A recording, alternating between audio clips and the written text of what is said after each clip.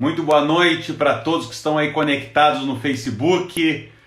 Eu já estou aqui querendo falar com todos vocês que estão aí agora quase 10 horas da noite para a gente falar um pouquinho sobre todo esse momento delicado que todos nós brasileiros e o mundo todo, está passando, que é essa crise na saúde, na economia a respeito do coronavírus. Então eu quero fazer algumas manifestações para a gente abordar alguns assuntos aqui nesta live e que a gente possa aí, acima de tudo, nesse momento tão delicado, como eu disse, mas que nós possamos manter o equilíbrio, manter justamente a cautela e o respeito à opinião divergente. E eu tenho a tranquilidade para falar para todos vocês que respeitar o próximo é algo essencial. E eu aceito muito bem todas as críticas, principalmente as críticas construtivas, aquelas que querem agregar algo, trazer algo de fato para colaborar. Mas a gente sabe que hoje em dia é muito mais fácil estar aí com o celular criticando, enfim, mas isso não tem problema. Mas se quiser fazer comentários que agreguem, que possa colaborar, todos serão muito bem-vindos. Mas infelizmente a gente sabe também que é mais fácil destruir do que construir, Então a gente não precisa de mais polêmica. A gente inclusive estava acompanhando há pouco aqui na CNN uma discussão entre o presidente da República e o presidente da Câmara dos Deputados. Nós não precisamos mais fazer desta crise da saúde, do coronavírus, um palanque eleitoral.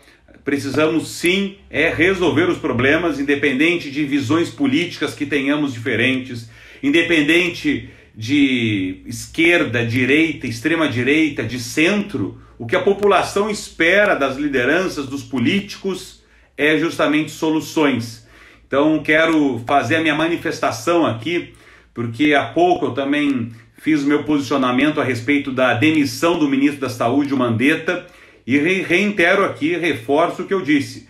Eu acho lamentável a saída do ministro da Saúde, Mandetta, neste momento de pandemia, onde ele comandava, na minha avaliação, de forma técnica, de forma levando justamente em consideração, em primeiro lugar, as vidas, e o que está em jogo justamente são as vidas, que devem ter uma união de esforços para que nós possamos superar essa crise.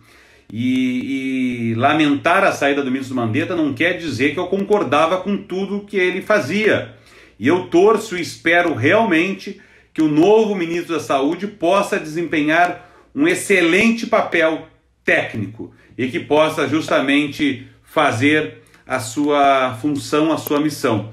E eu dizia que lamentar a saída do ministro Mandetta não quer dizer que eu concordava com tudo, assim como não concordo com tudo que o meu partido, o PSDB, se posiciona. E hoje eu conversava com alguns seguidores aqui do Facebook dizendo isso, dizendo que o meu candidato, por exemplo, a presidente da República, não foi para o segundo turno, era o Geraldo Alckmin. Então eu tenho muita tranquilidade para ser crítico quando for necessário ao governo federal e a qualquer governo que se apresente, e também terei muita tranquilidade para votar a favor e defender o que eu acredito que seja positivo. Então, a respeito do ex-ministro da Saúde, agora o Mandetta, eu digo e reforço o que eu disse.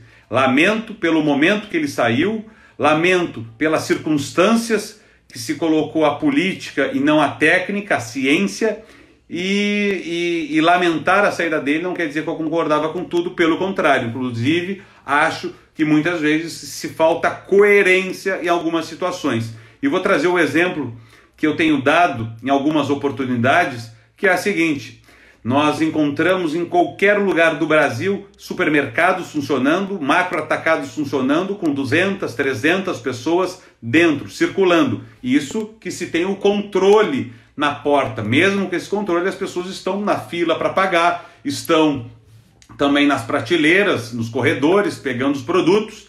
Então não é coerente, na minha visão, esses estabelecimentos estarem funcionando, e muitas vezes lojas pequenas ou médias no centro das cidades estão fechadas, e essas lojas muitas vezes recebem 1, 2, 3 pessoas por hora e muitas vezes até por dia. Então é isso que eu quero reforçar para vocês. O título aqui da nossa live no Facebook era justamente falando a respeito de recursos para a saúde.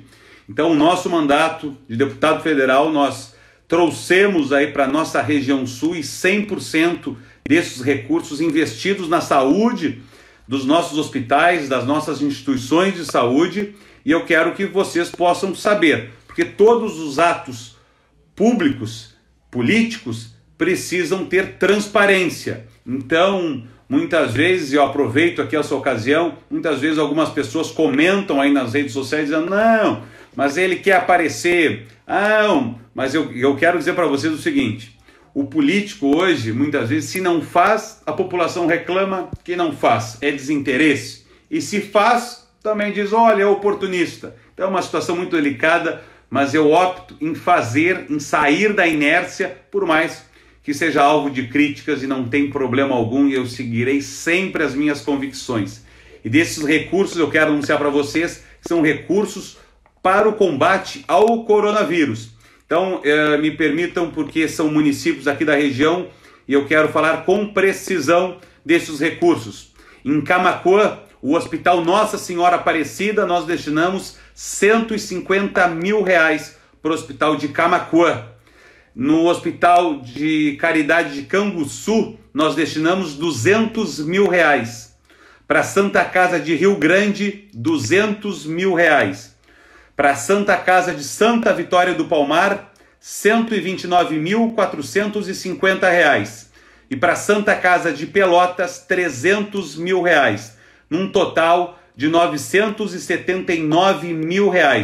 Esses recursos são específicos para o combate ao coronavírus, para a compra de respiradores, para montar estruturas de UTI e também para compras de EPIs para os profissionais que estão aí na linha de frente atuando, profissionais da área da saúde. Então, R$979 mil para essas instituições que eu acabei de citar. Mais do que isso, pessoal, nós destinamos para Pelotas, além da Santa Casa com R$300 mil, para a Secretaria Municipal de Saúde do nosso mandato, nós destinamos agora para o combate ao coronavírus R$1.186 mil. R$1.186 mil, destes R$500 mil para a estrutura do hospital de campanha, ali no ginásio do SESI, R$500 mil, e os outros R$686 mil para custear a compra de respiradores, de toda essa estrutura que a gente sabe não é barata.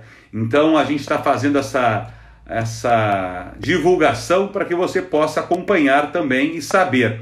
Esses recursos foram realocados, estavam destinados para outras áreas de infraestrutura e que foram realocados neste momento de crise para a saúde. Então é importante que a população saiba e que todos possam ter também a possibilidade de cobrar e fiscalizar também. Então esses hospitais em Santa Vitória do Palmar, Rio Grande, Camaquã, Canguçu e aqui também em Pelotas, tá certo?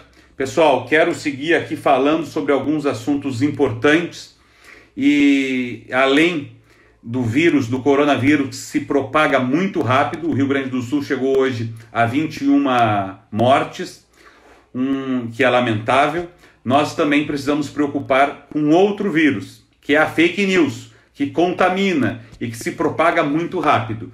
E eu, há alguns dias, fui vítima de uma fake news e quero aqui esclarecer que eu sou a favor que o fundo eleitoral, no valor de R$2 bilhões, sejam destinados também para o combate ao coronavírus. Se foi dito aí que saiu nas redes sociais, e isso eu peço para todos que estão nos acompanhando agora, que antes de sair compartilhando, encaminhando mensagens, que as pessoas possam realmente ver a veracidade dos fatos, ver qual é a fonte antes de sair compartilhando, encaminhando nos grupos de WhatsApp. Então, a votação não existiu para a destinação do fundo eleitoral para a saúde. Então, não existiu essa votação não existiu, e se tivesse existido, eu teria votado a favor que esses R$2 bilhões fossem destinados ao combate do coronavírus. Não teve a votação, estou pressionando junto aos colegas deputados para que nós possamos votar. tanto esse projeto quanto um projeto de minha autoria, que é a redução da cota parlamentar que os deputados federais têm direito em 50%, e que esses recursos possam ser destinados também para a saúde. Inclusive, quero convidar todos vocês que possam acessar o nosso site, que está aqui, ó, é daniel45.com. No nosso site nós criamos um poupômetro e ali você vai ver que desde o início do nosso mandato já economizamos mais de 380 mil reais. Recurso esses, se for aprovado justamente este projeto de minha autoria, vamos conseguir destinar para a saúde, para os hospitais, para os municípios que precisam no combate ao coronavírus. Então, quero dizer para vocês que podemos ter, eu estou vendo alguns comentários, podemos ter várias divergências, várias situações, mas esse, pessoal, é o momento da gente poder unir forças para combater a crise na saúde, tá certo? Podemos ter várias situações e pensar de forma diferente, o que faz parte e o que é bom muitas vezes, mas a gente tem que deixar um pouquinho a raiva de lado, o ódio de lado e pensar justamente em construir juntos. E eu coloco o nosso mandato à disposição, seja aqui através do Facebook, seja através também do nosso WhatsApp. O telefone é 999459045. Também tem o nosso site, que eu acabei de falar, daniel45.com, e todo mundo pode participar. E para finalizar, eu quero falar de uma boa notícia, e que não tem a ver com o coronavírus, não tem a ver com a parte da saúde, mas tem a ver com a questão de economia, tem a ver com a questão de infraestrutura. Todos sabem da nossa luta na duplicação da BR-116, nós já temos aí entregues 69 quilômetros, vamos seguir trabalhando. Eu já tive uma reunião com o diretor-geral do DENIT de forma virtual, e a gente sabe que ainda tem muito que ser feito, mas a boa notícia que eu quero comentar com todos vocês é uma conquista que veio hoje numa notícia, e a gente precisa aqui reconhecer e ter humildade para saber também tratar de todos os assuntos, né? Eu acho que a gente tem que pensar mais no coletivo. Então, e reconhecer aqui o trabalho de colegas deputados, do deputado federal Marcel Van Hatten, do deputado estadual Fábio Branco e de outras tantas lideranças, porque hoje o Tribunal de Contas da União apontou irregularidades aí na concessão da empresa que administra as rodovias aqui do Polo Pelotas, da Ecosul. E, inclusive, nestes apontamentos, eu quero dizer para vocês que foi dito a seguinte questão: o potencial de arrecadação indevido e um desequilíbrio econômico-financeiro do contrato que a Ecosul tem no polo regional, nas praças que administra. Então, é uma conquista importante e quero frisar bem, é uma pauta coletiva de todos nós, e que, é claro, a gente precisa reconhecer quem iniciou esse trabalho, que nós tivemos também no Tribunal de Contas da União, fazendo um trabalho de mobilização e dizer que a nossa disputa não é com os colegas parlamentares, não é essa questão de individualizar, e sim é uma disputa para que nós possamos ter um pedágio com valores justos, corretos, e também que nós possamos ter a duplicação da BR-116 o quanto antes. E vamos seguir trabalhando pelo bem do Rio Grande do Sul, pelo bem da nossa Zona Sul, em todas as pautas relevantes, da infraestrutura, a saúde e tudo mais. Vamos seguir com a nossa convicção e sempre à disposição de todos vocês, eleitores.